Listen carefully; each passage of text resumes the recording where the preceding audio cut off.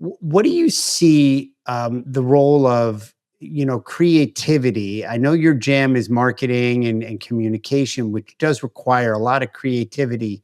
But here's where I'd like to get your thoughts on AI. Is it's all over, right?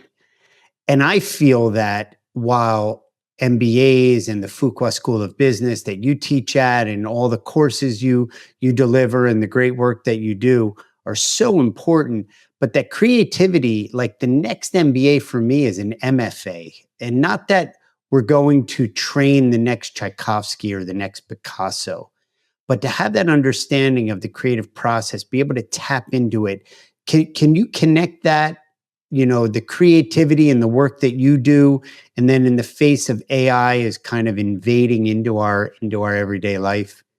Well, Seth, you're certainly absolutely right. I mean, I think everybody has seen by now. I mean, clearly, we are in the early innings of AI and large language models like ChatGPT, and yet already at this point, you're seeing an impact in the marketplace. I mean, you're seeing news that's breaking that 20 to 25% fewer graduates are receiving job offers in critical fields like finance, because How the is it? speculative How I know market. you're on top of that. How current is that statistic?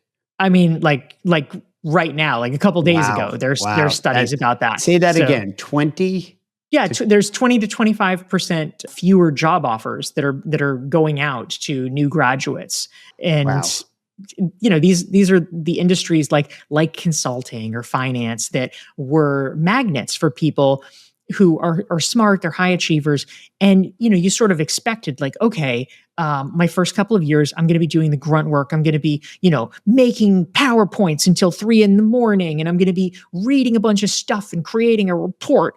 And it was not, it was laborious and intellectual. It was not necessarily the most creative, but you would be forced to work very hard and you would make a six-figure income right out of school. And that was the starting point for so many people. And there is serious concern now about that first rung on the career ladder based on what we're seeing, because it's a lot of more junior level kind of rote things are very easy, incredibly easy to be done with AI. Okay, we've got a bunch of raw data, let's analyze it and turn it into a report. Boom. Right. Or So proofreading, prospectus, or for I'm thinking of financial services, right, where you have to go through a fine tooth comb frontwards and backwards, and now not so much. that's right. Yeah, read this 100-page report and tell me 10 salient questions I should be asking, or 5 areas of concern. Okay, we've got that in a minute and a half or less. So it is a real challenge, and I think that it is, of course, right now impacting newer graduates first. First of all, because their level of work is a little bit less sophisticated because they don't have as much experience. But it's also true, I think, partly because it's easier for a business not to hire politically than it is to fire people they already have. And, that's sort of the first step. I don't think it's going to be the only step. Literally over the weekend, as we're recording this, Business Insider, which is a prominent media publication, just announced that they're laying off 21% of their staff. Why are they doing it?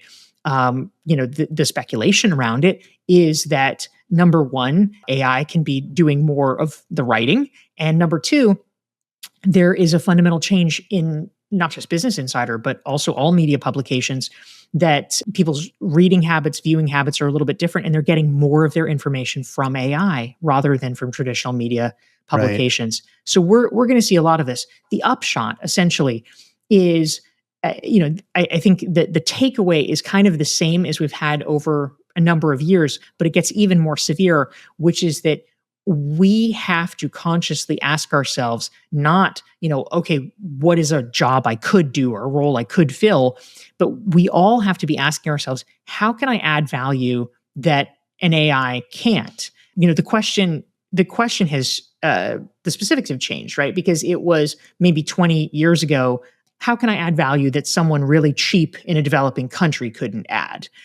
So that, that was important, and that involved asking a few questions. But now it's, oh, how can I how can I add value where the net cost isn't, 50% less? The net cost of someone doing my job because it's AI is virtually zero. Right. And what is a special thing? So it's going to involve a lot of intellectual labor on our parts to try to think about those things. And some of it, honestly, is interpersonal. It's relational. It's, okay, I can add value if I know a lot of people and I'm able to connect a lot of people. That's something that AI can't do. Well, you just said a phrase, that special thing, kind of like a throwaway, but I think that that's what it is. What is that special thing? Exactly. It's not so much, oh, and a special thing, and then, you're enumerating